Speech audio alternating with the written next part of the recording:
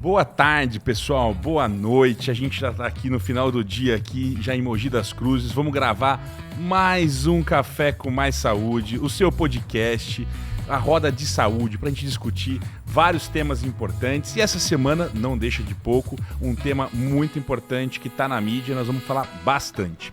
E comigo aqui hoje, a doutora Rosânia Morrone, secretária de Educação.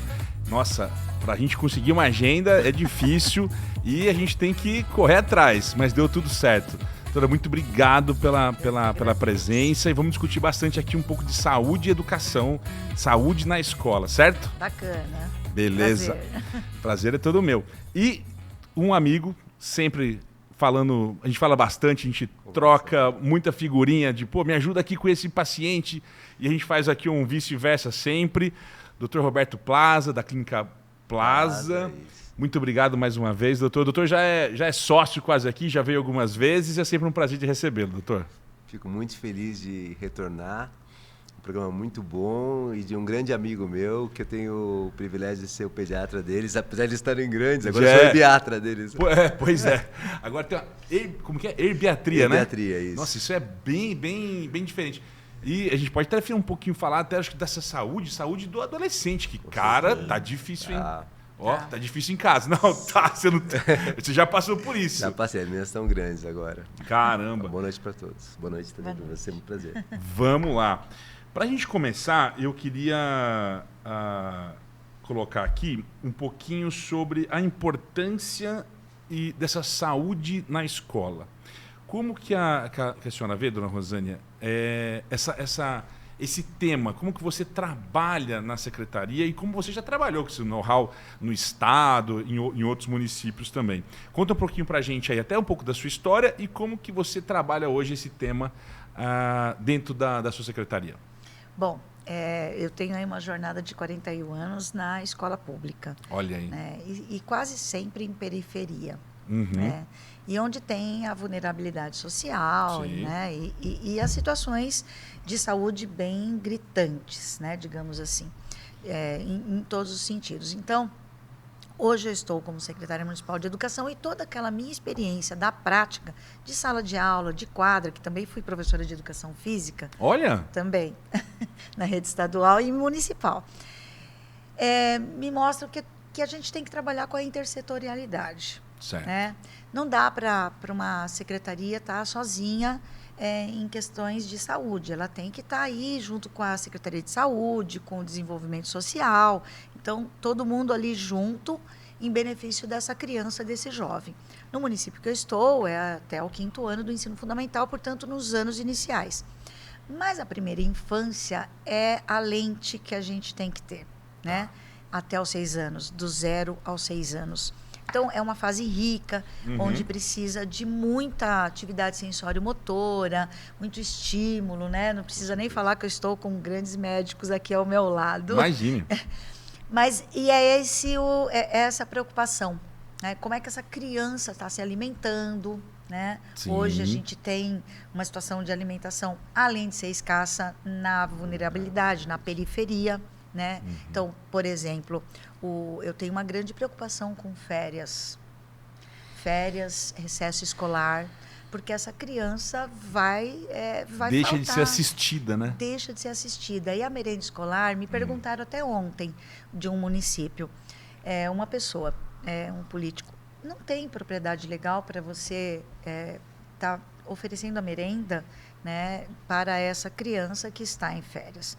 Porém, as políticas públicas têm que ser olhadas com olhar apurado e modificar. Nem que for um programa de férias, né, estimulado, como tinha antigamente. No município que eu estou, as creches funcionam. Funcionam não na sua plenitude, porque aí a gente estimula também para que eles fiquem nas famílias, né? Porque eles precisam ficar, as crianças, berçário, maternal, é importante essa convivência familiar, podendo, né? Nem que for com tios, avós. mas tem as creches lá que são administradas e estão funcionando.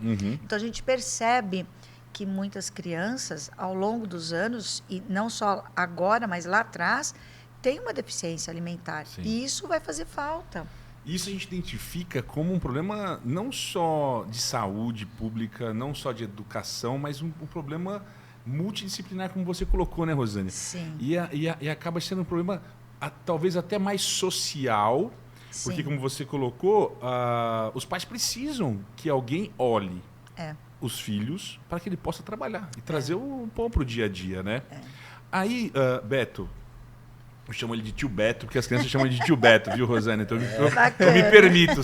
Se não for, desculpa, Imagina, doutor. Beto, no seu consultório, assim, o que você sente? O Beto é um excelente pediatra de puericultura.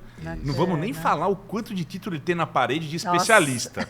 Vamos falar de um pediatra geral que você faz muito bem. E eu agradeço. Eu tenho lisonjeado. Muito mesmo por ter feito com as minhas crianças.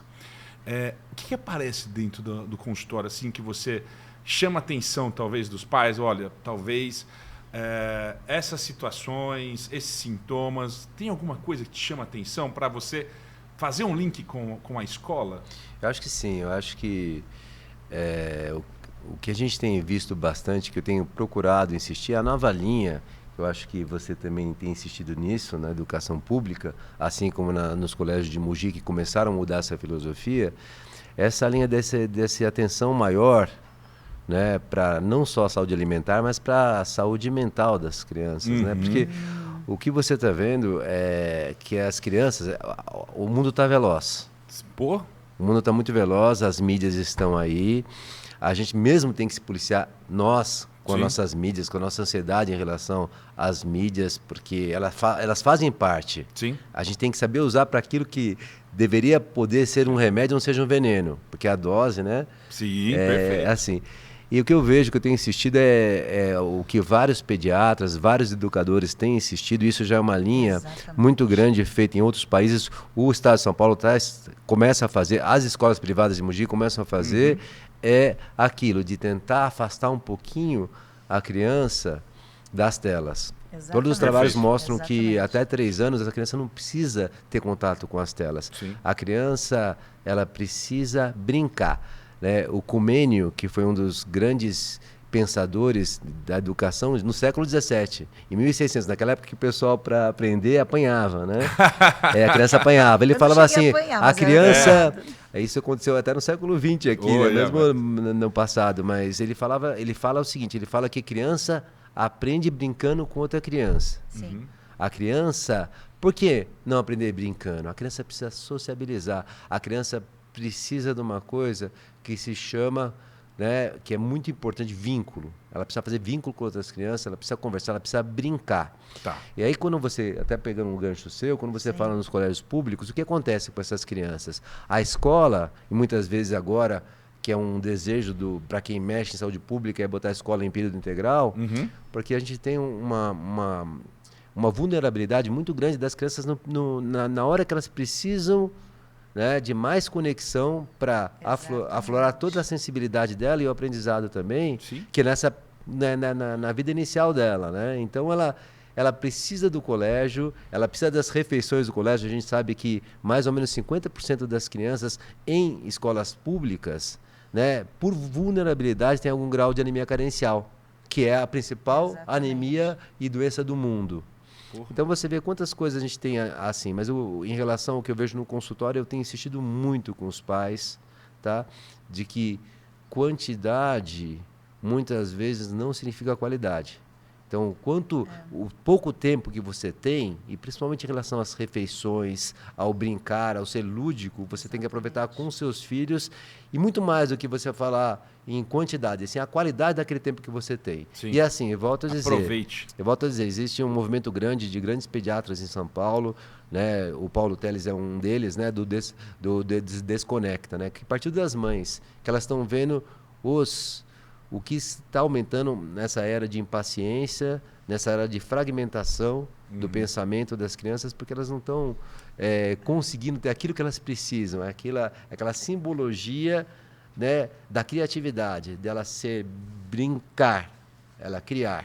A Sim. criatividade aflorar para ela ter um bom desenvolvimento, para conseguir as habilidades de aprender e se alfabetizar também. Quantas vezes eu acho que me incluo, que a gente ganha um presente qualquer, a gente acaba brincando com a caixa. Exatamente. Inclusive, né? Hoje em dia, as crianças já pegam talvez uma caixa, eu presenciei isso, e a criança pegou uma lousa, na verdade, que eu vi. E a criança foi com o dedinho tentar, Exatamente. como se fosse um iPad, passar. Eu falei, caramba, Mas, não. Pode doutor, falar. é assim, ó, eu mais do que nunca defendo o brincar como meio de aprendizagem. Sim. Alguns municípios, eu não vou falar o nome por uma questão ética, mas eu fui visitar um município que não é aqui no estado de São Paulo, e é referência no Brasil e no mundo. Eu fui visitar o município porque ele atinge metas, ele é o primeiro do Brasil. Né? Eu fui lá, na região Nordeste. Tá. Eles alfabetizam na pré-escola. Impossível, você não pode ficar lidando com grafema e fonema, o som das letras, das palavras, formalmente, porque você tem que brincar. Então, você Sim. via os espaços do playground sem utilizar, doutor. E aquelas crianças sendo tomada a leitura, a escrita. Quer dizer, essa fase é uma fase rica, que tem um documento, que é a Base Nacional Comum Curricular, e que o referencial é o brincar. É o cuidar e o educar. E é o brincar. E na brincadeira, uma brincadeira com pneus, com materiais não estruturados, que a gente fala que é o reciclado, Sim. ela aprende muito, muito. Os meus filhos, quando eram pequenos, né, coisa de professora, que faz muito tempo, né? O meu mais novo tem 36 e 37. Então, eu levava caixas, eu deixava materiais, assim, tesoura, cola, tudo em cima da mesinha para eles recortarem nos momentos que eles... O que a gente percebe? Pegando um gancho no que você falou. A questão da tela. A pandemia mostrou isto, né? As crianças, elas voltaram... Eu estava dando formação em 4, 5 municípios na época da pandemia. As crianças voltaram, uma coisa absurda. Era assim, era violência, era intransigência, porque eles ficaram numa caverna, né? Eles ficaram fechados. Colocaram eles no iglu. No iglu e recebendo todo tipo, desculpa, de porcaria que vinha pela internet. Porque os pais, para ficar quieto, e aí, o YouTube rodando. E qualquer tipo... Porque como é que o pai ia ter preso em casa? Preso em casa, muitas vezes, num apartamento. E sem descer, porque nem conseguia descer para os meios sociais ali para brincar. Então, assim, foi um desastre que isso ainda está refletindo na escola. Ainda. Eu posso falar, Rosânia e Roberto, que eu vi as duas evoluções. Eu tive um filho antes da pandemia, que foi nessa fase pré. Ele teve a alfabetização super rápida e presencial na escola. E tive a minha filha que teve alfabetização online.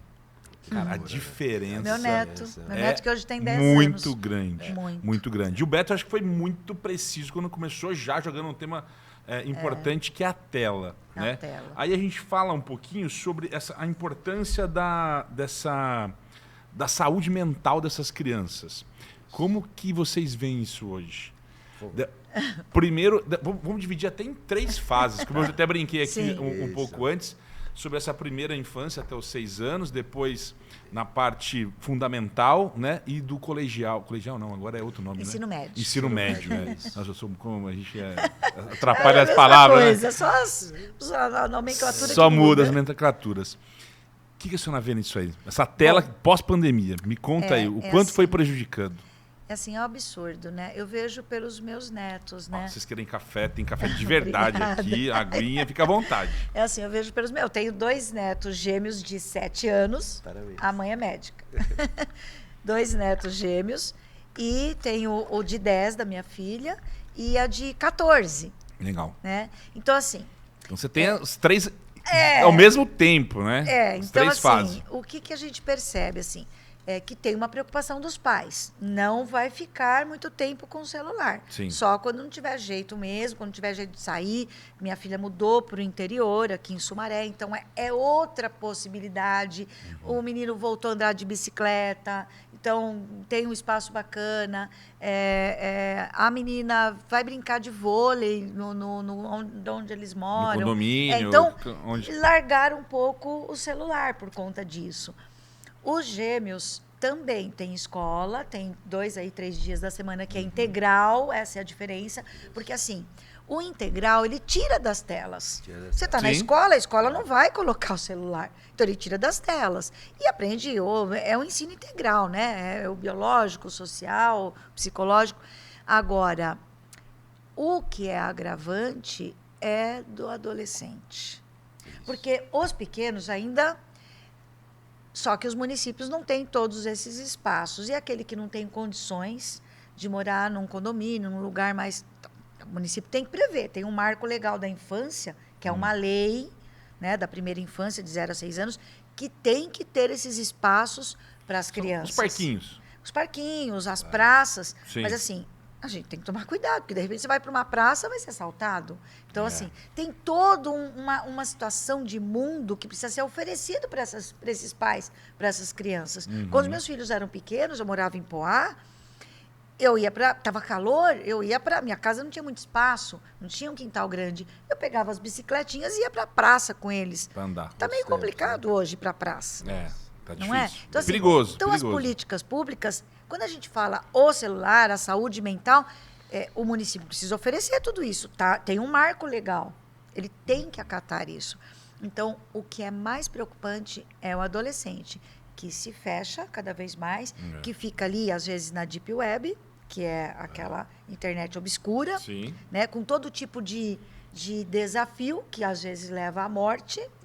Coisa de louco isso aí. É uma né? coisa de louco. A minha neta, quando eu voltei para me aposentar, que eu fui supervisora de ensino, meu cargo de origem no estado, eu voltei a ser supervisora por uns 2, 3 meses esperando a aposentadoria. E fui para Itaquá, que era o meu cargo de origem. Uma professora me chamou, supervisora, olha o que a adolescente colocou num texto de inglês. Ela colocou subliminarmente que ela ia se matar naquela noite. Ô, louco. Eu chamei a menina. Chamamos a mãe. E a mãe e o pai eram pessoas trabalhadoras que tinham uma padaria pequena, de bairro. E a menina ficava no quarto escuro o dia inteiro com o celular. Então, esse é o perigo, né? O que está entrando na mente dela e que ela está sendo dominada. Você também concorda, Beto? Eu concordo. Dessas 3... Isso que ela colocou, só vou fazer um comentário. Eu estava até com uma publicação, porque como você falou do assunto, eu fui buscar algumas publicações, a gente gosta de estudar, né?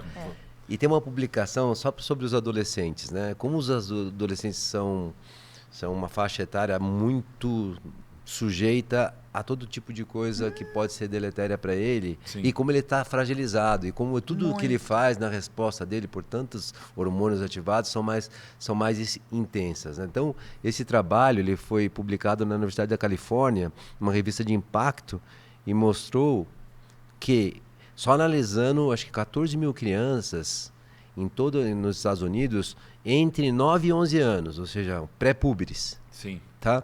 Que em relação à quantidade de horas que ele fica na tela, cada 1 hora a mais por tela por um período longo, depois de 1 hora por tela, sem né, os pais saberem certinho o que está sendo. Cada 1 hora de tela a mais mostrou um aumento de pensamentos suicidas de 9%. Olha isso. Caramba. Isso é uma loucura. Isso mesmo. E sabe o que Absurdo. acontece? A gente, eu não sei, acho que alguém já chegou a assistir aquela série, né, Black Mirror, né? Que mostra mesmo que nessa velocidade que o mundo está com tantas telas, tantos streamings, você vive numa era de um mundo ideal que não é o seu mundo. Parece um zumbi. Né? Você vive achando que a sua vida é uma e o mundo ideal é outro. E aí você está no seu Instagram, você está em todas as suas mídias e você nem sempre vai ter os seus likes, né? Uma pessoa que fala que você não é bonita, uma menina, fala que você tá gorda, fala não sei o quê, faz algum cyberbullying, né?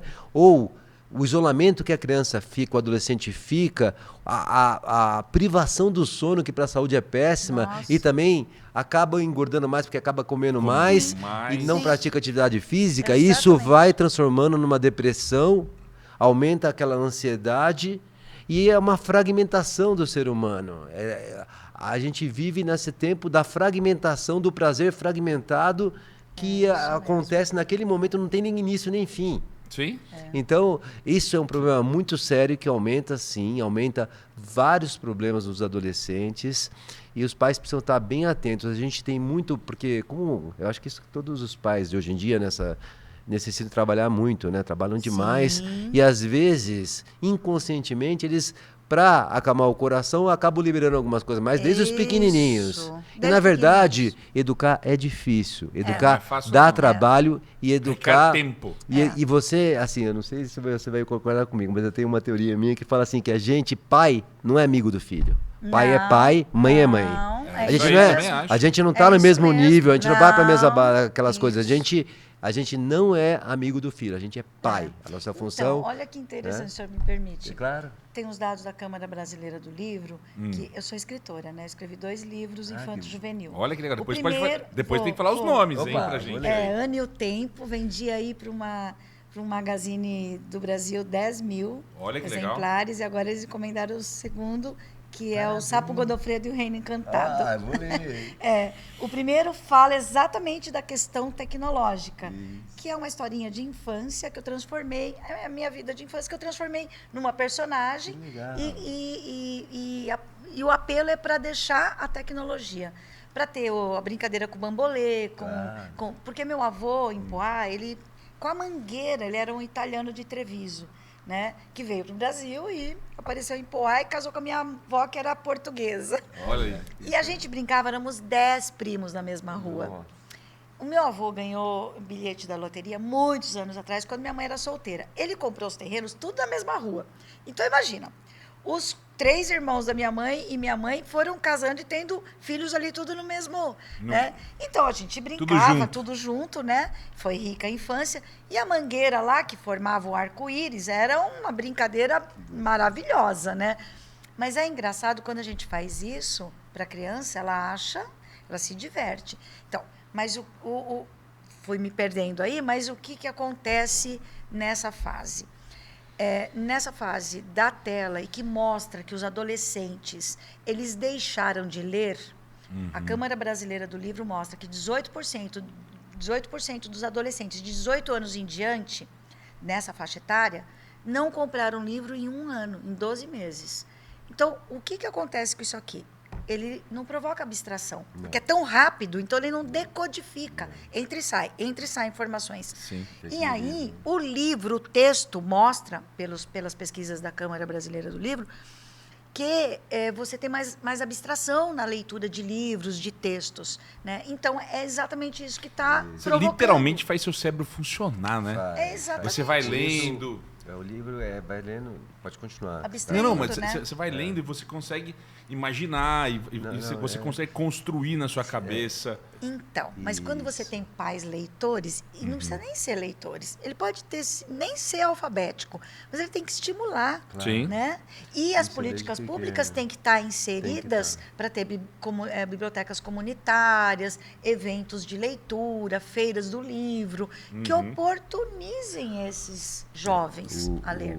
O livro, ele dá um prazer silencioso, aquele prazer diferente, que é o prazer de você, naquele contato seu com o papel do livro, né, você aflora a sua imaginação Poxa. e daí vem todo o simbolismo. Sim. Então aí você consegue muito imaginar legal. os personagens, você cria, e a criatividade faz você se desenvolver e acaba melhorando todos os seus aspectos, inclusive emocionais. Sim. Eu fui para a Bienal do Livro na Bahia, né? Que eu vou nas bienais, porque assim, nas bienais eu não vendo muito livro, mas assim, é uma troca muito bacana. E a Bienal da Bahia, assim, é muita criançada. E eu fiz questão de ir para a Bienal, né? Eu tenho um stand, eu faço parte de um coletivo lá de mulheres, escrevo Garota. Nada contra os homens, mas o coletivo é de mulheres. Sou casada com 41 anos. Eu tenho 2 filhas, a mulherada. E aí você fica na barraquinha e tal, né? Aí passaram 5 crianças, porque eu fiquei na sexta-noite, sábado, E aí passaram 5 crianças com a mãe. E assim, eles eram irmãos, primos. E aí eles olharam o meu banner, olharam assim, ela deve ser famosa, né? O banner dela com a foto, com o livro, O Sapo Godofredo e o Reino Encantado. E aí eles pararam, posso tirar uma foto com você? Eles só queriam tirar foto. Eu falei, nossa, e a mãe do outro lado, né? Vai. Aí, pode, mas vocês tiraram a foto. Eu falei, mas vocês não querem comprar meu livro? É que a gente não tem dinheiro. A gente veio para cá para ver se a gente ganha alguma coisa. Pois vocês ganharam um livro meu. Nossa, o menino, assim, ele olhava para mim na foto, depois que eu vi as fotos, o olho dele brilhava. E aí que eles quiseram, eu falei, agora eu quero tirar foto com vocês com o meu livro. Lógico. E eles saíram saltitando. Então, assim, a criança... Quem mais lê? As pesquisas mostram. As crianças. As crianças que mais lêem. E aí é que é essa fase que importante, né? Quando a gente pega todas essas, né, Bote, todas essas fases diferentes do que a tela pode fazer, a gente pode começar já na poricultura, voltando um pouquinho lá, né? E também tem outro trabalho que foi até o motivo de um Clown Livre que teve super bom, com a Roseli Saião e com o Paulo Teles, né? Sim, eles falaram, então, esse canal livre, vocês vão lá no site da Bandeirantes, vocês vão ver que é um canal livre espetacular. O Paulo Teles, ele que está com esse movimento, né, Desconecta. E esse trabalho, que esse não foi feito nos Estados Unidos, foi feito no Japão. Olha que loucura. Crianças menores de 1 ano de idade, expostas a mais de 4 horas de tela, não importa, tablet, celular, o que for, tá?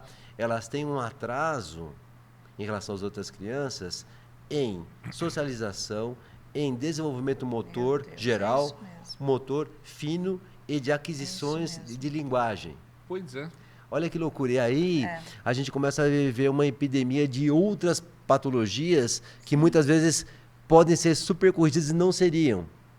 Então, ou até muito evitadas, né, Beto? Não, então, por exemplo, o TDAH, né? Sim. A gente sabe que a gente, nesse mundo da tela da impaciência, lógico, a criança vai ficar frustrada, impaciente, ela vai ter, e aí vai se confundir todo esse... E aí o que acontece? Eu acho que a nossa colega que é professora, que é educadora e que é escritora, ela vai entender o que eu vou falar, que as crianças, elas começam a viver numa doença, né, que foi criada e todo mundo fomenta e começa a tomar remédio. Está com uma epidemia de criança usando remédios assim, até ficarem um pouquinho dopadas. Epidemia de TDAH, de ansiedade. De ansiedade, Nossa, de depressão.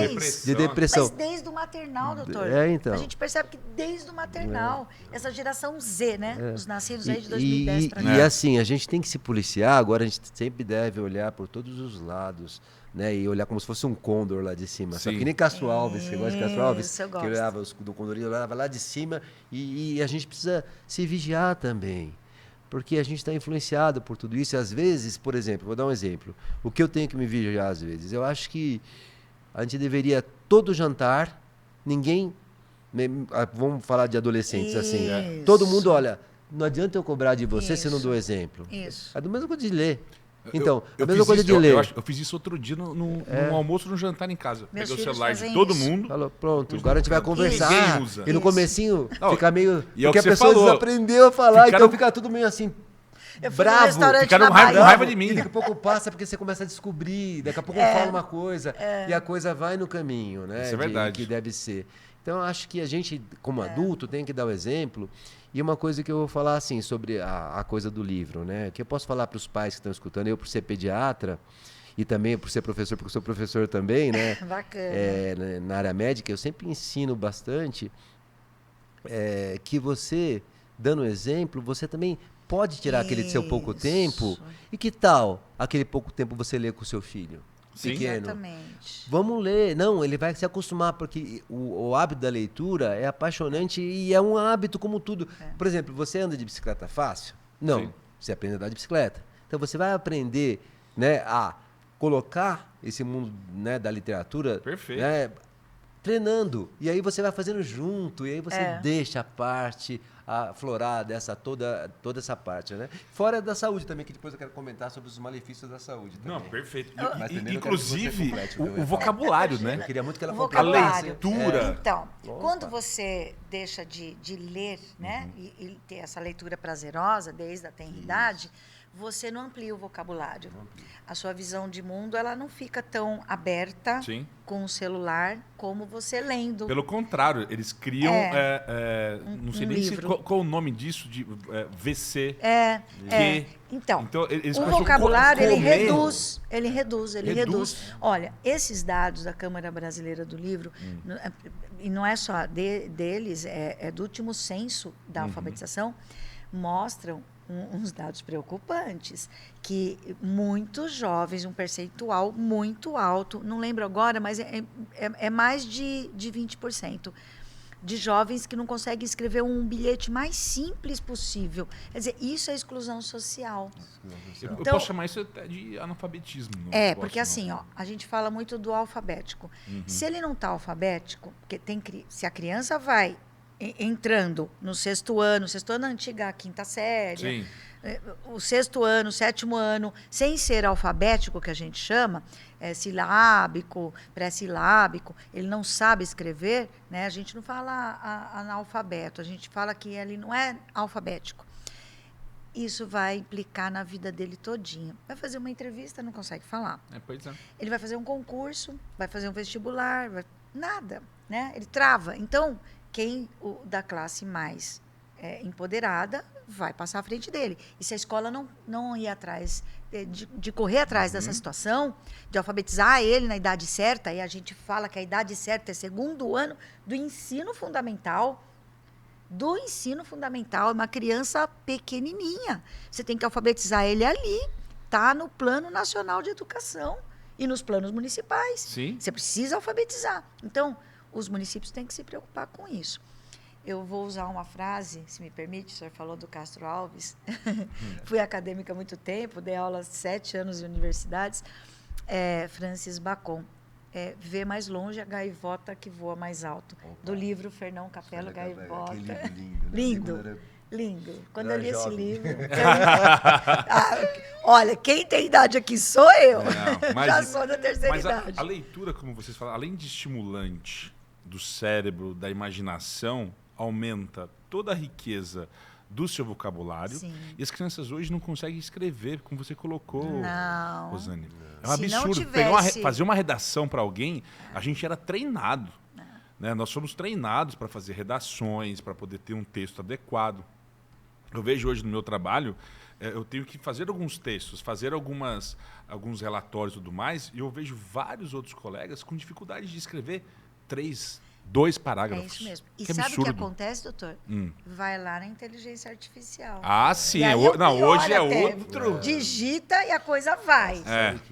Sabe que tem vários, como você também, vários educadores que pediram 2 coisas básicas para tentar melhorar essa situação também.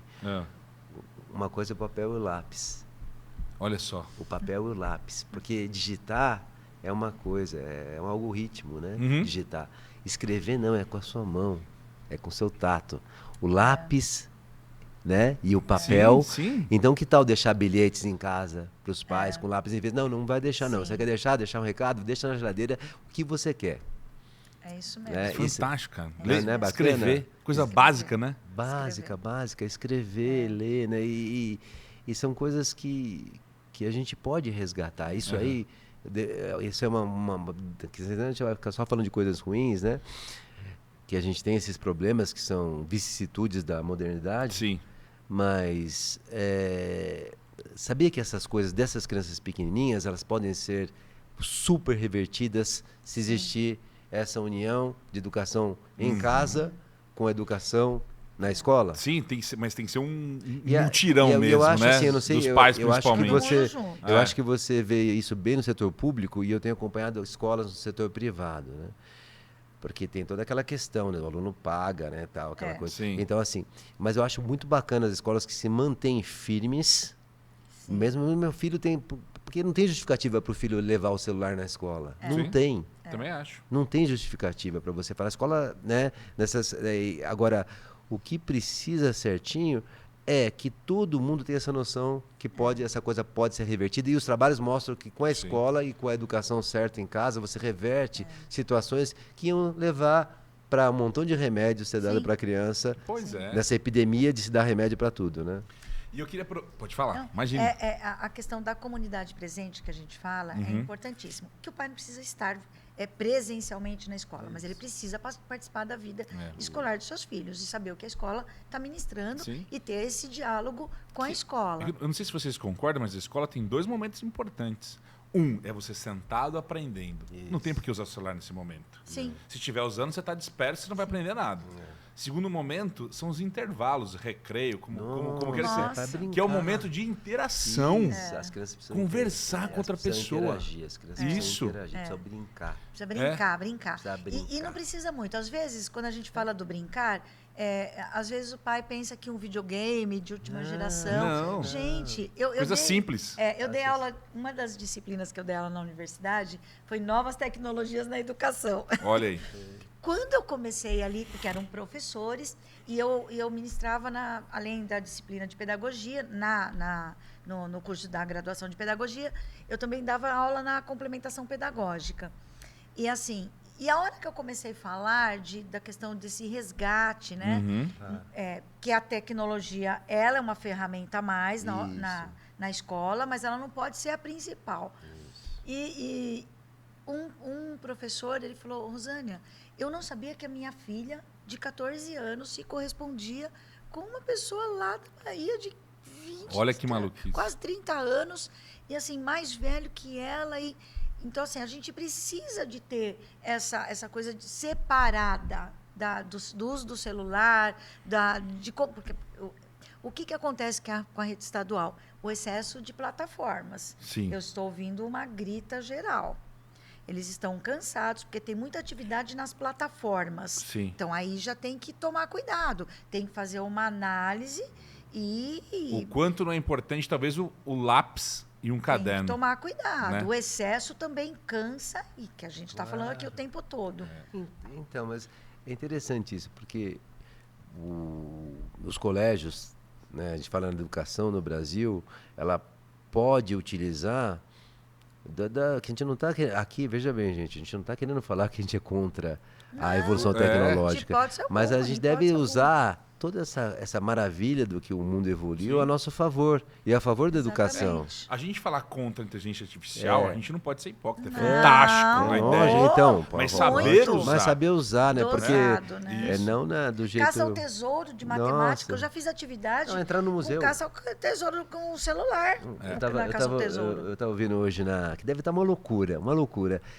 Eu escutei que o Museu do Futebol, Sim. ele vai ser reaberto agora na sexta-feira e colocaram umas coisas maravilhosas, que as crianças com interação, jogo da velha, da criança chutando e batendo no negócio para fazer o jogo da velha para falar de ícones do futebol, como o nosso Rei Pelé. Então, eu acho que tudo... né? Ajuda. As salas interativas, eu tenho ido visitar algumas clínicas, escolas de autista.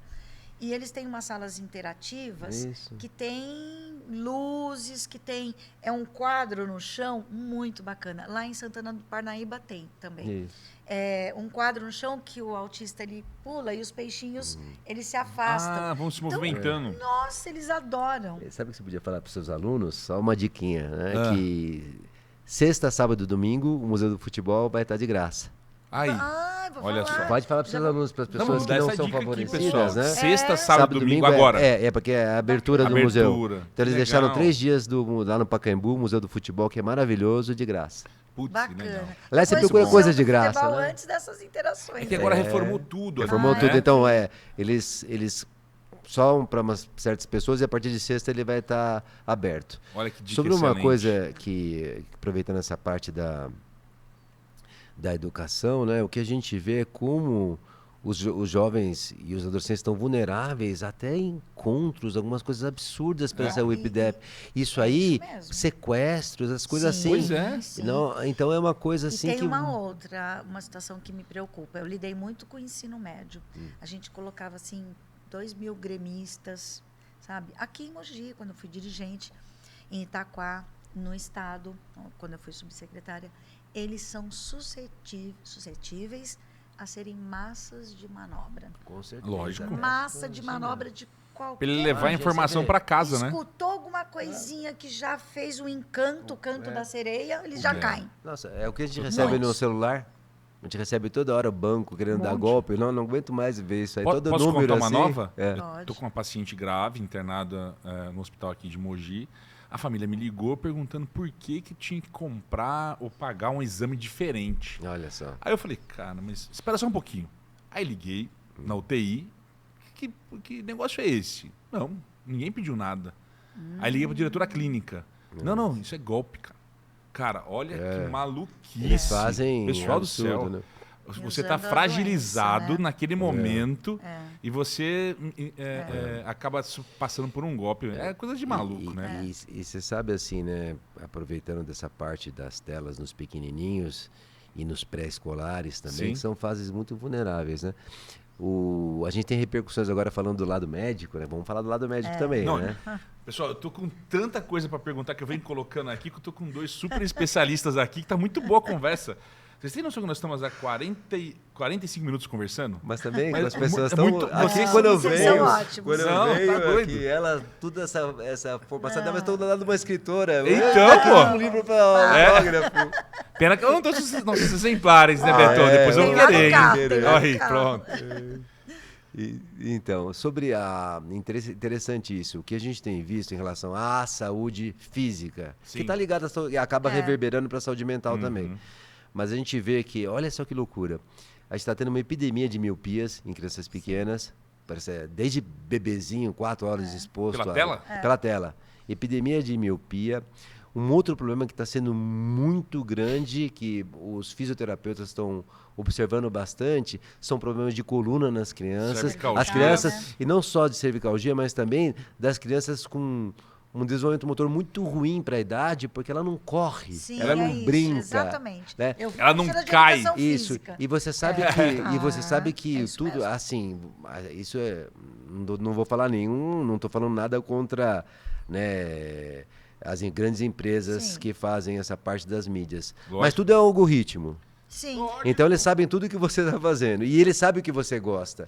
E para a criança, joguinhos, as coisas específicas, elas Nossa. ficam, que tem aquele algoritmo Alucinados. Sim. que vai fazer vai ela chamar cada ficar vez assim. mais. E aí ela fica, continua na área da saúde, ela continua deixando de interagir, de fazer a Exatamente. socialização, fica mais nervosa, fica mais irritada, fica mais impaciente e começa a comer mais Sim. coisa, porque ela não se move, não faz ginástica e está ansiosa e vai comendo. Então, aumento da síndrome metabólica. Eu estou vendo assim. Exatamente. O que é síndrome metabólica? Até que Só para idade, explicar. mais ou menos, assim, Beto, também? o quê? A síndrome metabólica que tá acontecendo Está mais acontecendo, agora. eu já estou vendo criança com 5 anos com síndrome metabólica. Mentira. Sério. 5 anos? 5, com Eu vejo colesterol criança disparado, disparado, Diabetes, glicemia, hiperglicemia. às vezes não, mas já com curva glicêmica muito, ainda mais com o histórico familiar, né? Sim. Propensa a isso, com peso fora do normal, com colesterol super assim, a criança própria já fica mais agitada e isso reverbera também em toda, né, a sociabilização. Por quê? Porque daí começa o Sim. bullying, Sim. né? E aí Pois é. piora a autoestima. E ela Então, vai se fechar mais ela vai no se telefone. fechar- ela vai se fechar mais no telefone, ela vai se fechar naquele mundinho que é um mundo totalmente não real. Não real. Né? Exatamente. Então a gente precisa, assim, as crianças precisam de amor, as crianças precisam de afetividade, Acolhimento. de acolhimento, de sentir os sensos. Eu Isso. sempre falo para os pais lá no consultório que o melhor jeito de você desenvolver as partes das crianças quando são pequenininhas é conversar muito com ela, pegá-la, beijá-la, É isso. né? Olhar para a criança, mostrar o universo, levar para a natureza. Meu lema lá no consultório é muito mais natureza, muito menos tela. Sim, Porque sim. isso que é o mais chama importante, na né? pedagogia a gente fala de desemparedar essa Isso. criança. Caramba. Desemparedar. Gostei. Desemparedar, eu gostei também. Na creche a gente usa esse termo principalmente, né? Onde a gente fala do brincar heurístico. O que é o brincar heurístico? Brincar com a água, com os elementos da natureza. Com a água, com a folhinha, o galinho, né? A gente chama de cesto de tesouros aí, um trabalho pedagógico que veio lá da Itália, né? Então, você usa ali a pinha. Então, eles manipulam, eles adoram. Época de calor, a gente estimula que eles brinquem de mangueira com aquelas piscininhas montadas nas creches. E avisa os pais. Porque Lógico. senão tem aquela coisa, vai, é água fria. Mas está aquele calor, no sol, seca rapidinho e a professora já troca a roupinha. E ninguém fica doente com isso, não. não. Eles adoram. E a gente fala para os pais, Sim. deixa ele brincar, deixa o professor... Tem hortas, a questão da obesidade, por exemplo, a gente estimula, eu como secretária, estimulamos O alimento adequado. a horta na escola. Claro. Por quê? Porque se ele tem essa sensibilidade de mexer com a horta, de ir lá regar, de tirar... Essa semana retrasada, eles recolheram, antes de terminar as aulas, numa escola, mas muitos alfaces. E aí tem uma foto do menino segurando os alfaces, né? E sabe aquela criança que não sabe de onde veio o alface? Cesto eu como, cheio. eu como a maçã, mas eu nunca vi árvore de maçã, macieira. Então, assim, Imagina, é uma coisa absurda. Árvore de alface. Da onde que veio esse alface? A professora falou assim, viram, né? Rosânia, o aluno falou assim, mas não é a árvore de alface aqui que o menino de ensino fundamental, nos iniciais. Entendeu? Mas principalmente da cidade grande, que fica muito fechado, né? Opa. Casa, Sim. escola, não tem... No interior a gente tem um pouco mais de liberdade. Sim. Eu venho de José Bonifácio, perto de Rio Preto conheço. Então, assim, você tem um pouco mais de liberdade. Sim. Hoje, Mogi, infelizmente, não é mais interior, aqui é Não. região metropolitana. Quanto mais Então, se próximo você de não São tem Paulo, pro condomínio onde nós moramos ali, é muito tranquilo, né, Beto? Para as crianças correrem. Pena que eu queria estimular mais ainda meus filhos a correrem, mas eu preciso sugar um pouco mais de vocês. Eu queria jogar um outro assunto aqui que tá muito gostosa a conversa, que é de vacina. Tá. vacina. Quanto é importante, do seu ponto de vista educacional, essas vacinas dessas crianças e do ponto de vista médico, Beto? Pode começar. Vai lá. Bom, não precisa nem falar a importância, Nossa né? Senhora, né? Por exemplo, da semana passada para cá, a Secretaria de Saúde, nós... Vocês têm um projeto que cobram Sim, isso das famílias? Sim, muito. Muito. Por exemplo, o HPV está No auge. no auge. Então, e os pais, eles são resistentes, principalmente se atrapalha Agora, com a religiosidade. Eu não tenho certeza aqui, mas acho que HPV está no sistema público? Tá, Acho que tá no não. sistema público. Tá de 9 a E no 14 anos. PSE, no Programa de Isso. Saúde na Escola, na rede entendi. pública. Legal. E aí é de 9 a 14 anos. Então, você pega ali 4º, 5º ano, até o 9º ano. Tá. Então, um pouquinho mais para frente, os pais até concordam. Mas quando você pega ali 4º ano, 5º ano, e você tenta convencer os pais que, né, o HPV, a vacina, é importante, né? Pô. Às vezes há uma resistência muito grande. Então, o que a gente faz? A Secretaria de Saúde vai lá na escola, na reunião dos pais, e vai falar para eles o quanto é importante essa. Eu estou dizendo só esse exemplo, mas Sim. ele já aproveita e fala da vacinação. demais, né? Fala. Então, assim, mas é importante como quando você pega um profissional da saúde, a intersetorialidade, para estar dentro da escola e tecnicamente, profissionalmente e dentro, né, da área médica, quanto é importante para a criança ter... E o quanto a vacina vai prevenir uma possível doença e essa criança não vai faltar. Não, é isso E ela mesmo. vai ter a frequência lá na isso escola mesmo. que ela vai ter uma educação mais isso adequada. mesmo. Então é Desculpa, importante. Beto, eu te cortei já. Não. Mas fala a importância Mas da achei vacina. super importante que você comentou. Veja bem, a gente tem um dos sistemas vacinais públicos melhores do mundo.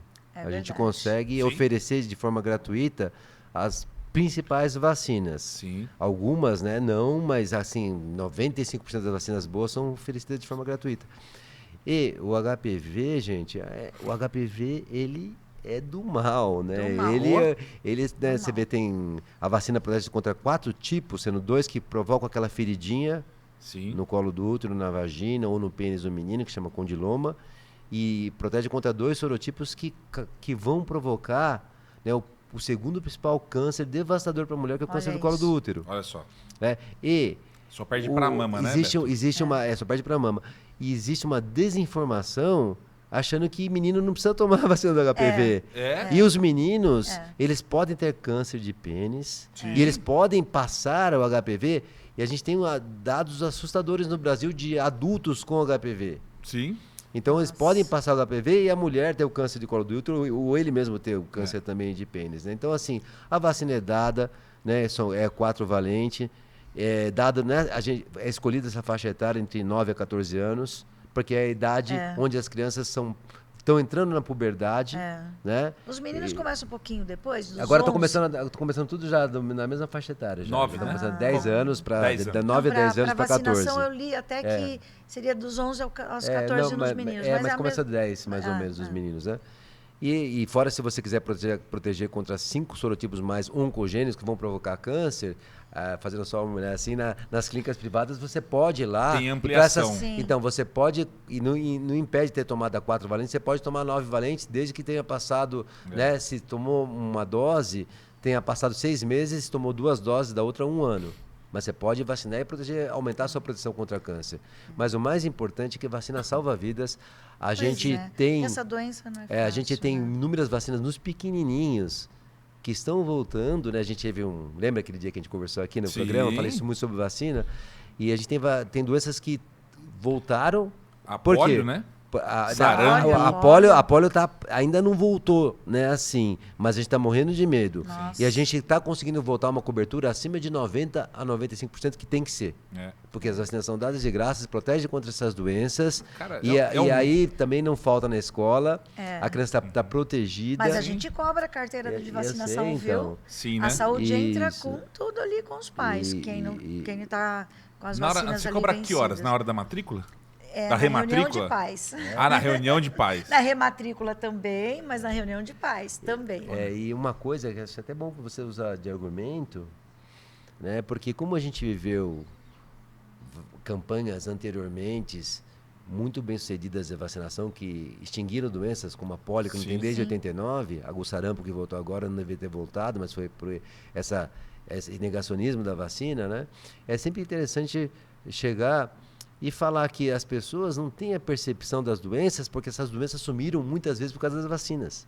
Então você fica acomodado. É a hora que eu estou acomodado que os bichinhos vêm, né? Os bichinhos que eu falo, os vírus, as bactérias, né? Então é muito importante vacinar na rede pública, se puder vacinar algumas que não tem, que são poucas, por exemplo, a meningo B, a meningo ACWY, que protegem contra a doença meningocócica, também nas clínicas privadas, como a Clínica Prado. Extremamente graves, né? Doenças graves. Doenças graves, mas o mais importante é que tem que ter um trabalho no setor público e no setor privado para se unir a favor da vacinação, porque isso é um ato de amor e não é só de amor, é de altruísmo. Você protege você e os seus, você protege a comunidade. Sim. E os primeiros a cuidarem, né, dessas crianças é lá na creche, né? Então, pé, mão e boca, que é muito rápido. Então, a gente cobra muito a questão da saúde, da higiene, né? Dentro da creche. Então, essas doenças que elas se proliferam rapidinho, né? O senhor falou do câncer, né? Eu tive um câncer de mama. Você? Eu tive, em 2012. E assim, meu médico era o primo do meu marido, o Zeno Morrone, né? E seu Zeno era o pai, né? O Zeno pai era irmão do meu sogro, Vicente Morrone. E a minha nora é médica, né? Eu sempre fazia a punção. Eu tinha os cistos ali, mas fazia punção, dava negativo. Mas eu tinha no autoexame de manhã, eu notei que tinha um caroço assim, do nada. Diferente. Eu tinha 10 carcinomas in situ em 1 ano, que eu tinha feito mamografia e ultrassom. Você vê como é, né? 10 carcinomas. Eu perdi o doutor Mota, que me operou. Ele tirou minha mama em 5 dias. Ele falou, pode ser que eu vá tirar sua mama. Vou fazer um quadrante na mesa. Eu falei, eu quero estar viva. Eu tive o carcinoma in situ, não tomei rádio nem químio, só o tamoxifeno aí 5 anos. Fiz a reconstrução, estou curada, que mas... bênção, viu? Eu sou uma sobrevivente do câncer. Então, para mostrar aqui, gente, que câncer tem cura, a gente precisa fazer os exames de prevenção do adulto, ter hábitos. Sim. Que a gente está falando de criança, né? Sim. Criança se alimentar bem, uma alimentação rica em fibras. Gente, os adolescentes, até aproveitando essa dica, pelo amor de Deus, cuidado com o tabagismo e cuidado com o cigarro eletrônico. Que o cigarro eletrônico, ele é péssimo, ele está cheio de substâncias cancerígenas também. Beto, outro dia eu vi um paciente me pedindo uma avaliação e eu nunca tinha visto aquela imagem dos 2 pulmões. Sério? Então, no direito e no esquerdo, os 2 pulmões ali, eu falei, caramba, tá estranha essa imagem, eu nunca vi isso na minha vida. Em 25 anos de medicina, eu nunca tinha visto aquilo.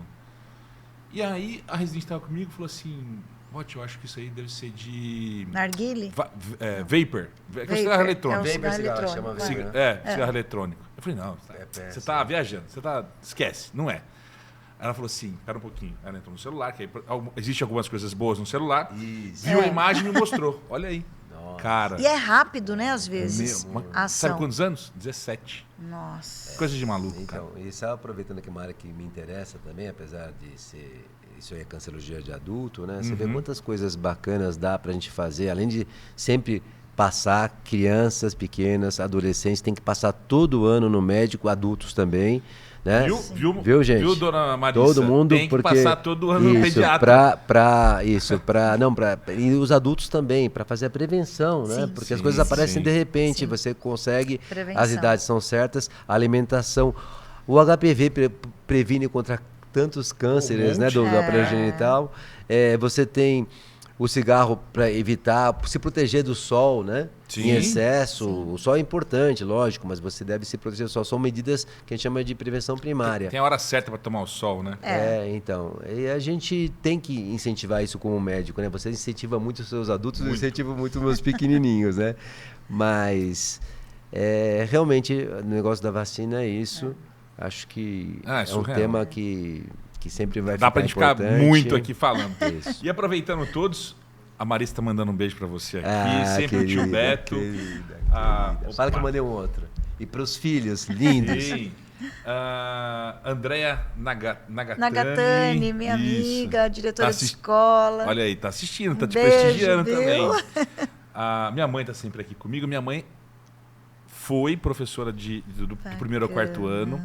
E hoje ela fez várias pós-graduação aí e ela trabalha só com alguns alunos com dificuldade. Sim, de então aprendizagem. de aprendizagem ela tem faz Bacana. esse trabalho bonito. Heroína, hein, lá em guerreira. Bonifácio ainda, guerreira. Ai, Guerreira, conheço. vai lá. A Marli Guimarães está com a gente aqui. O Bacana. Cláudio, mandando um grande abraço para você. Boa noite, pessoal. Lembra do tio Beto, do Roberto. Muito assunto atual e é um prazer. Quanto tempo não via na época do clube de campo? Você dizia ser parceiro do clube de campo do Cláudio Salum. Devia jogar basquete. Jogar basquete com ele lá. A Eliane Freitas está aqui com a gente, a Júnia Braille está aqui com a gente também, minha sogra sempre está junto comigo aqui. Para leitura é muito importante, ela lê muito. Minha sogra lê bastante. Muito bem, muito bem. A Eduardo Iqueira está aqui com a gente, a Aline Maziero, Plaza. Minha esposa querida. Olha aí, tá vendo? Diretora. Vou assistir, vamos dar audiência lá. Assunto muito importante, esclarecedor, ela colocou aqui. O Alex Carlos Pazini, muito esclarecedor. Ele deve conhecer Bonifácio aqui. Bonifácio, uhul! Pô, Bonifácio pro mundo. Bonifácio é grande, é enorme. Eu tenho um amigo. O Nilson Cusatz, mandar um abraço aqui pro Nilson, pai do Theo Cusatz. Infelizmente o Theo estava vindo para cá, pegou um trânsito enorme, não conseguiu chegar, infelizmente. Mandou um abraço aqui para vocês também. A Marisa falando que a culpa é minha de não levar as crianças na clínica. Fala que o Poxa. Fala que o Gilberto tem muita saudade. Aí, pronto, nós vamos marcar, pode deixar. Sempre é culpa da Marissa. A Helene está colocando aqui. Então, já falei, é culpa da Marissa, paciência. E aí eu queria aproveitar esse gancho. Nós estamos aqui, uma conversa muito boa, já passou de 1 hora aqui, já me chamaram a atenção lá em cima, mas eu não posso deixar de falar. Quando a gente fala de saúde na escola, eu acho que a gente o foco não é só a criança. Eu queria que vocês falassem um pouquinho dos professores. A sua visão de educadora e a sua visão, Beto, não só do médico da criança, mas de professor que você tem. Eu queria que vocês falassem um pouquinho o quanto é importante a saúde também do professor. Sabe que eu ia fazer essa abordagem. Porque a saúde mental dos professores... Tá difícil, né? Tá difícil. Tanto é que nós criamos um projeto lá na secretaria, junto com as psicólogas da secretaria, porque eu tenho psicóloga escolar, que atende o núcleo de educação inclusiva, e também tem uma psicóloga lá que veio proveniente da saúde.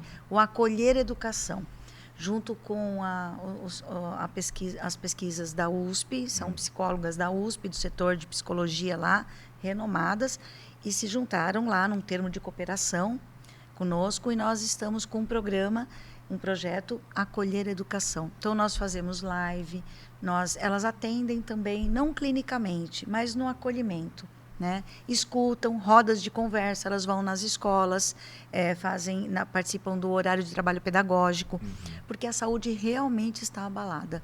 É um desgaste hoje Burnout, com síndrome de burnout e essa geração, ela demanda muita força de vontade do professor. Ele precisa estudar muito, formação continuada, para que ele saiba lidar com essa criança da geração Z, que é uma criança impulsiva, ansiosa. O relacionamento deles de hierarquia é na horizontal, meu chapa, meu brother, meu mano. Então, é difícil atender alguns limites, desde a tenridade. Eu vejo isso, estou na creche, estou no maternal. No dia a dia. Então, o professor, ele lastima isso, ele se sente, às vezes, até impotente, mesmo tendo todo... E a paciência, a resiliência acaba, às vezes, se esgotando. Eu ia falar agora da resiliência, antes Sim, de você se falar, esgota. Beto. Mas assim, eu sou professor Muito. também há 13 anos que dou aula na universidade. E está mais difícil de ensinar. Não sei se vocês percebem isso. Muito. Pega um professor de educação física, olha para a quadra. Antes, eu fui professor de educação física, no auge da educação física. Então, assim, a meninada era... Todo mundo queria ir para o time, e os que sobravam, eu vou entrar. Olha uma disputa agora. sadia. Não, olha agora, dá uma olhadinha no ensino médio, numa quadra de ensino médio. Eu faço um desafio, dá uma olhada, que é a questão do celular. É muito difícil, você tem que ter uma paciência, uma resiliência para fazer com que eles participem nas aulas de educação física, que não é brinquedo, não. Cara, Não é. Essa proposta do Desconecta, né? Porque isso já é fato. Países desenvolvidos já aboliram, né, celulares na escola. Chova canivete. Sim. Aboliram. E assim... Os professores se estressam com isso tudo. Com Então, certeza. fica, porque imagina se você... Sabe que na minha vivência como professor, porque eu dou aula na USP, na FM USP, para o 4º ano. E dou aula no IBCMED para pós-graduação em pediatras. E interessante isso, acho que a professora pode falar também isso, mas a aula presencial é 100 mil vezes melhor.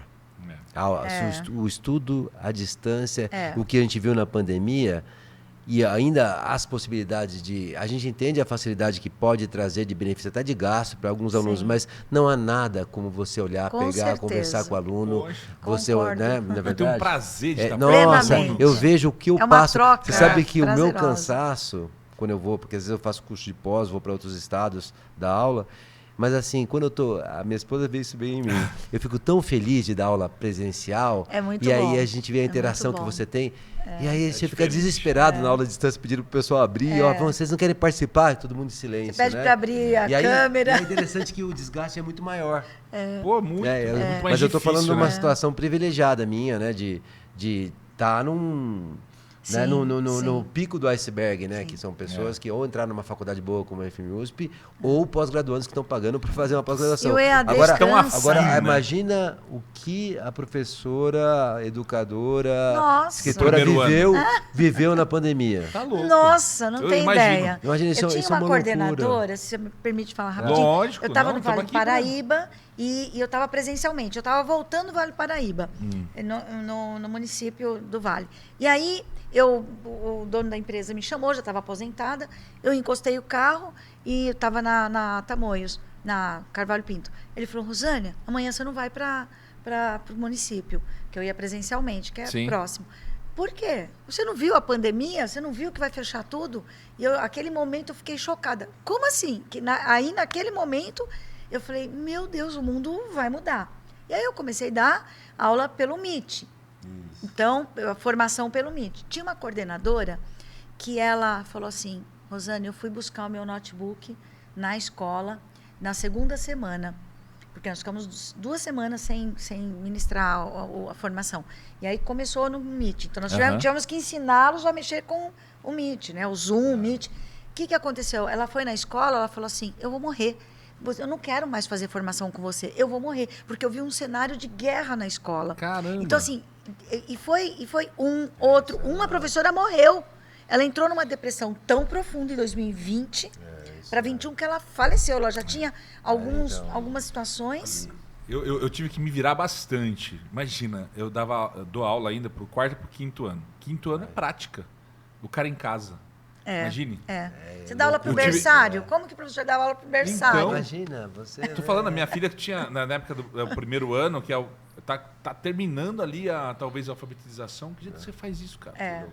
Coisa de maluco, cara. Impactou muito, né? A vida de muitas você sabe pessoas. Que, e aí o que acontece? Tanto para o professor como para os alunos, a gente vê que acho que é uma profissão maravilhosa, mas os que mais cresce, além do professor, que é outra profissão maravilhosa, são os psicólogos. E eu venho de uma família... Nossa, tá em alta e eu venho agora, de uma família de muito psicólogo, né? Porque minha irmã minha falecida mãe foi professora, grande professora de psicologia.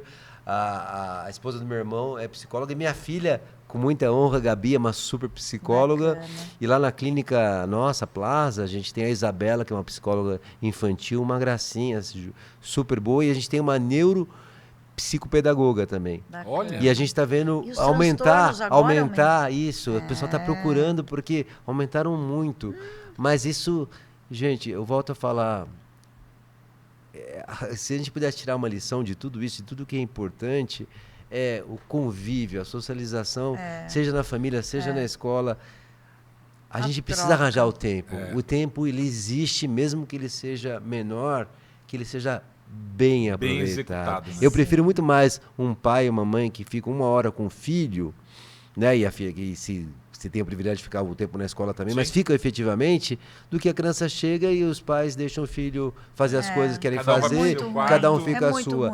Gente, almoço e jantar são momentos de convívio social. Isso. Não tem que ter tela com galinha pintadinha, não tem que ter outras coisas. Isso que você fez, isso que você fez é a melhor coisa. Eu acho que todo mundo devia fazer, a partir de hoje, a nova regra após o nosso programa, tá? Pô. Nada de tela das refeições. Meu filho confisca, minha filha também. Eu vou chamar essa regra bote. Pronto, regra bote. No almoço e janta, todo mundo, inclusive os adultos, sem celular. Coloca numa, sei lá, tem uma vasilha lá, todo celular, fica lá. Mas se você vê hoje, você colocou, Beto, os adultos, cara. Outro dia, você tá numa reunião, num barzinho, alguma coisa, tá todo mundo no celular. Isso se bobear, mesmo. mandando mensagem pro outro. O mais engraçado é que, sabe o que eu via dos jovens assim? Que eu vi isso também nas meninas, tal, tudo. Mas muitas vezes os jovens, eles estão na mesma sala e não estão se comunicando, estão se falando pelo WhatsApp. Brincadeira isso. Eu vou contar uma situação demais, né? que logo começou o celular, eu estava como dirigente de Itacoaxetuba. Então foi lá nos idos de 2008, 2009, 2010. Olha como essa meninada é terrível. A menina ia no banheiro, 9º ano. Ela tirava foto do seio e vendia no Bluetooth para os meninos por R$1 naquela época. Caramba, hein? Então, assim, sem noção nenhuma. Usava o celular. Assim, um ou outro tinha, não tinham muitos. Sim. Né, naquela época. Então, assim, é a falta de limites de tudo. Eu comentar uma coisa sobre educação no Japão, que eu tive em 2018 num congresso no Japão. Sim. E a gente foi com a minha esposa. E a gente aproveita para ver. Você sabe que os celulares de alguns... As crianças vão sozinhas. Lógico que é um país, né, com IDH super alto. Mas as crianças pequenas vão sozinhas, entram no metrô, quietinha, e tem um celular. Mas o celular no bolso é um celular de comunicação. Exatamente. Os pais tentam evitar o celular. De localização também? Só numa urgência. Entendi. Ou seja, não tem as milhões de faces que a criança vai ficar o tempo todo olhando o celular dentro do metrô. Eu tive ano passado no Japão, né? no trabalho. Não é verdade, assim? Exatamente. Isso é bem interessante. E eles estão voltando uma cultura maker, que a gente fala. É fazer. Então, manual, trabalhos manuais. E com materiais não reciclados ou não estruturados. A gente era em agosto do ano passado, eles estavam voltando das férias de verão, na cidade de Kameoka, e aí nós fomos nas escolas, né? E aí os alunos tinham um monte de, assim, jogo de futebol com pregador, essas coisas. Aí eu fui perguntar para os professores e para os alunos, né? Que eram os trabalhos que eles tinham que fazer com os pais nas férias de 2 semanas, mas não podia usar nada de celular. Eletrônico. Eles tinham que pegar todo tipo de material reciclado, que a gente chama não estruturados, como pedagoga, e elaborar. E tinha cada coisa interessante. Olha só. E assim, aí o diretor da escola, que era uma grande escola, era enorme, ele falou que eles estavam retomando, porque eles chegaram no topo da tecnologia, né? Então, eles estavam retomando essa coisa da cultura maker, de mão na massa, com os pais. Eles tinham que fazer com os pais. Olha que interessante. Que bom, né? Essa interação é muito importante. Muito. Pessoal, que conversa boa. Deixar aqui, a gente já ficaria aqui um tempão. Já venceu um pouco o nosso tempo, já me chamaram a atenção ali de cima da produção. Só quero agradecer vocês. Nossa, foi muito, muito bom essa conversa. Agradeço. Aqui o Ronaldo Generato agradecendo, mandando um beijo para você, agradecendo que você também é o pediatra dos filhos dele. Duas pestes. São fofos. Tá louco, duas São pestes. fofos. Nossa Senhora. São queridos. Um abraço pro Ronaldo. Meninos são energizados. assim. São energizados, é. E um outro podcast da Baixada, que eu já participei também, chama Pode Entrar, Papo do Bom, dando parabéns aqui pela nossa papo, né? E a Emanuele Prado, mandando um grande abraço pro meu querido chefe. Deve ser você, porque não é pra mim. Não sei quem é também. Você Pode ser também, é. Pode ser. Agora eu já nem sei mais. Mas você gostou do bot, né? Que eu falei agora. Pô, agora regra bot. Regra bot. Regra você fala, bot. Eu já tinha... Não, e quando ficarem Vou bravos citar. com você fala, é culpa do Dr. Roberto. Ai, pronto. Tio vou Beto. citar. Tio Ele Beto. estabeleceu a regra bot. Pronto, fechou. citar na minha Já casa. vou começar hoje à noite agora. Chegando para jantar, regra bot, celular Vai ter no que cantinho, fazer, né? vai ter que Acabou. fazer. Excelente. Cara, Rosânia, Obrigada. muito obrigado pela sua Eu que presença. agradeço. Agora é hora do seu merchan aí. Aonde as pessoas encontram você no Instagram? Aonde vocês encontram você no seu dia a dia aí? Olha, eu estou aí nesse município como Leozinho, secretária coloca o municipal de Instagram. educação. Já tá, já. Mas o meu Leozinho já é na Instagram frente, está aí, já, professora já. Rosânia Morrone, ou outro Rosânia Morrone. Pode entrar lá. Se quiser adquirir meus livros também. Aí, pronto. Eu vou Quero- com a dedicatória, eu vou com a dedicatória. É Então, um prazer. Ele está lá no Japão, eu mandei para o Japão, a vice-prefeita até de Camioca falou, nossa, eu recordei da minha infância. Então, assim, eu escrevo por propósito, para resgatar essa criança, né? O segundo livro é de competências socioemocionais. Sim. Claro, é o sapo, que eu estava saindo com os gêmeos, e um sapo estava no meu pé realmente, e os meninos, vovó, o sapo está no seu pé. Caramba. E era da minha vizinha, porque ele visitava Seu jardim. meu jardinzinho lá na garagem. E aí eu escrevi o Sapo Godofredo e o Reino Encantado junto com os meninos, e onde eles transformam um reino num reino mais agradável, porque o bruxo lá estava deixando o reino muito ruim, né? Muito do mal. Então, assim, eu aproveito a minha vivência, né, na minha vida, com os meus netos e como professora, para escrever essas histórias por propósito. Eu não almejo o lucro, Sim. né? Como eu disse, às vezes eu dou para 20, 30 livros, tranquilamente, porque faz parte, né, do processo. E volta. Faz Com parte certeza. do processo que a gente precisa de humanização. É isso, É né? isso mesmo. Todos nós.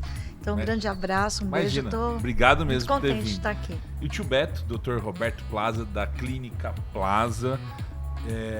Imunização, tem várias especialidades lá hoje, né, Beto? Isso.